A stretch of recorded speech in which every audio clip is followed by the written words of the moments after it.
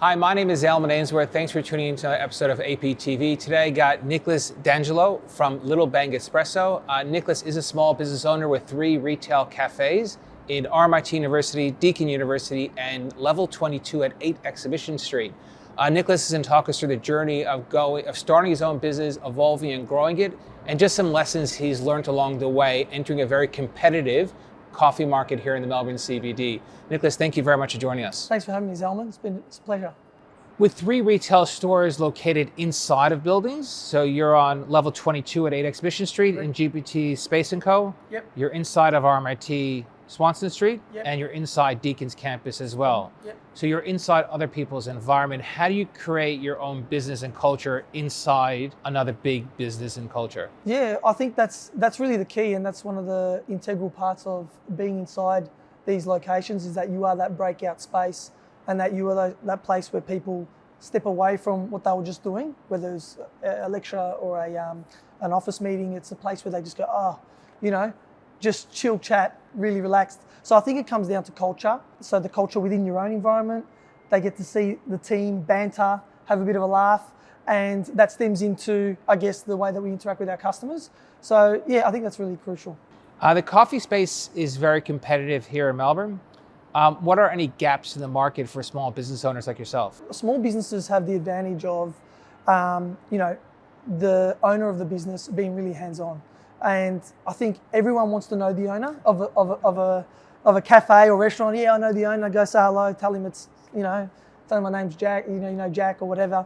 So I think that's a massive advantage. Having that real connection with your customers and still knowing, majority of their names and their coffee orders and things like that. Bigger business tend to rely on that from staff, which they say no one can do the job the business owner does, and there's an element of that. So yeah, I think that's a big advantage. So with 3 stores, at what point do you lose that control and relationships? That's the trick, and I think it really comes down to recruitment and recruiting people that you feel may not have the best experience or most experience, but they really have an enthusiasm for the industry and for people in general, and really want to get to know their customer. It's not about the dollars that they're bringing in. It's really about just, I want to go to work to have fun and talk to that person. I can't wait to see this customer.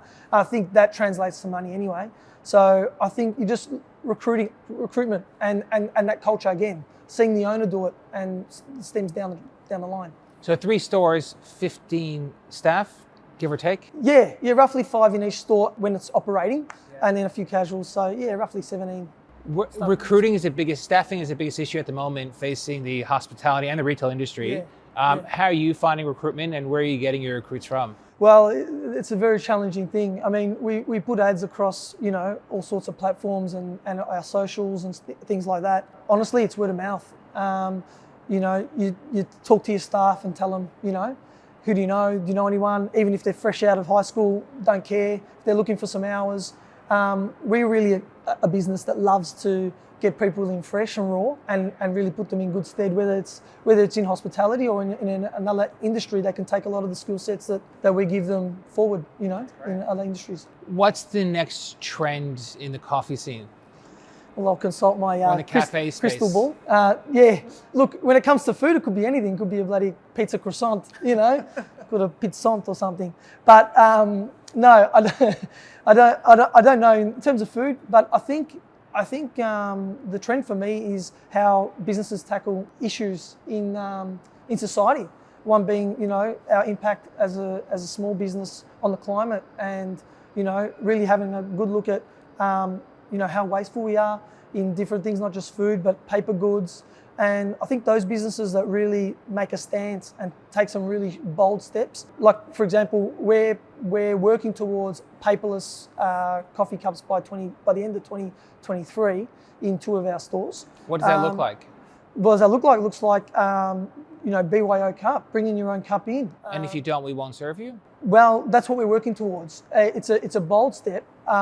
It's a big deal. It's a big deal. I'm trying a few different things starting next year in RMIT.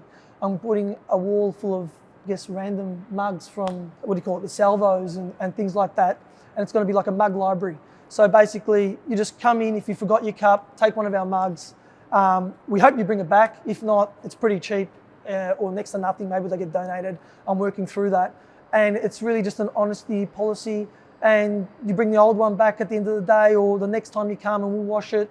So I'm trialing different things to see if we can make some change. And I think being in universities, they're quite open-minded, both customers and as a landlord, to those sort of initiatives, and go, well, you know, this is not ideal and it's a bit inconvenient, but I see what they're trying to do and I appreciate that. And so I think those that really take bold steps that's the trend, I think.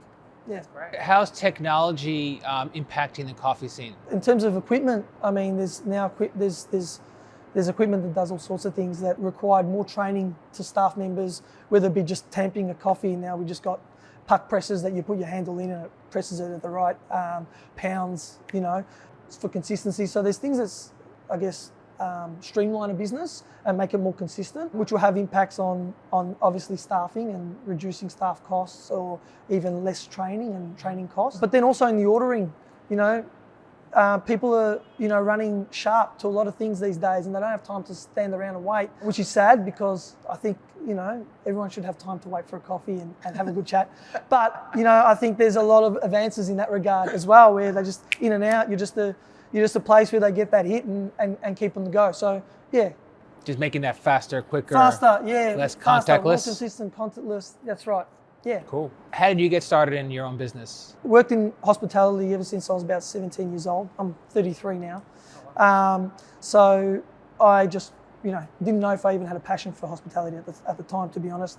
I just needed a job, and straight away loved it. It was I just felt at home, and I worked for someone that I looked up to and thought, oh, I'd love to do what he's doing. And, you know, so I did that, worked around, got experience, saved my money. And when the time was right, I decided to play quite a conservative approach, because I wasn't prepared to lose, you know, that little nest egg that I'd saved up at $18 an hour, and just risk it in one venue and lose it. And then there goes about 10 years worth of work. So I started conservatively and opened a coffee cart business, and with an idea to be, you know, Melbourne's, I guess, go-to name in the mobile space. Just setting up coffee carts. Yeah, or doing all sorts of events, weddings. I was even doing auctions, you know, just real half-hour ones. I was taking any job I could. Ended up working with big corporate companies for conferences, and did a whole range of work. When I felt like I had that sound business knowledge, and I felt like I could, you know, take on the next big step with a lease and all those things, I took the step at RMIT. Yeah, wow. And the rest is history, really. So RMIT then? RMIT then, 8 exhibition a year later. Although I was at RMIT with a coffee cart for 2 years as a permanent location.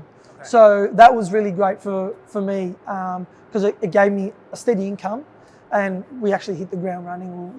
You know, the busiest coffee dealer on campus, and we were doing it from a wooden box on wheels. So from there, it was just like a no-brainer to just do a permanent store, and those customers followed, and then the young ones we gained on top. And then a year later, we went to exhibition, and then 2 years after that, we are at Deakin University in Burwood. Yeah. So what would your advice be to anyone else that wants to start their own business? I would say to definitely do the hard yards first. You know, work for people, work for a range of people, work for successful ones, work for just Joe Blow around the corner, because knowledge is valuable, whether it's what to do and what not to do.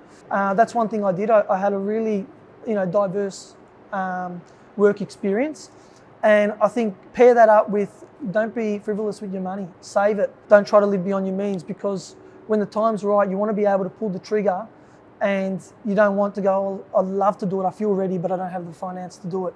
You've got to get both things ready at the right time, and when you feel it, risk it, you know, back yourself, and yeah, go for it. Biggest lessons you've learned from starting your own business? I'd say that to never be stagnant in the industry, to always look at your business with a critical eye, and forever tweak. You know, there's soccer coaches that they call them the tinker man and stuff like that, always tweaking things. And I like to think that that's how I operate my business. I'm always looking at it every day. I walk in and say, how can we do better here? Can we present this better? Could we, you know, speak differently to this customer in this scenario, offer them this instead? It's a forever evolving space. So don't feel like just because you're busy today, that you're going to be busy tomorrow. Times move. And that was one of the things I learned from someone that I worked for that The day I worked, it was busy and then it wasn't. And I said, I'm not going to make that mistake. So, yeah. And are you constantly rotating your time between your 3 stores? Yeah, I'm basically one day each, just going through, you know. So I still on the machine every morning. So I'll do my 7 till say 11 morning peak rush at whatever venue that is for the day. And then the afternoon is either going around and checking on the others or just smashing out back of house stuff. You know, bills, orders, what have you, meetings, all sorts of things. So yeah, but I'm still doing the coffee rushes, still getting to know customers, but I'm just doing it on a great day. Keeps me up to date with my skills as well. You know, I like to think I'm still a pretty cool barista and good at that. So you don't got much tattoos though, do you? No tattoos. I'm one of the clean ones. Right. Yeah, not against them, but yeah, but it's not my look, it's not my thing, but I love to be on the machine still. I still really have a passion for coffee and serving coffee. It's not just, you know, I love working on the business too, but in it is just as much fun. Cool, great, Yeah. Thank you.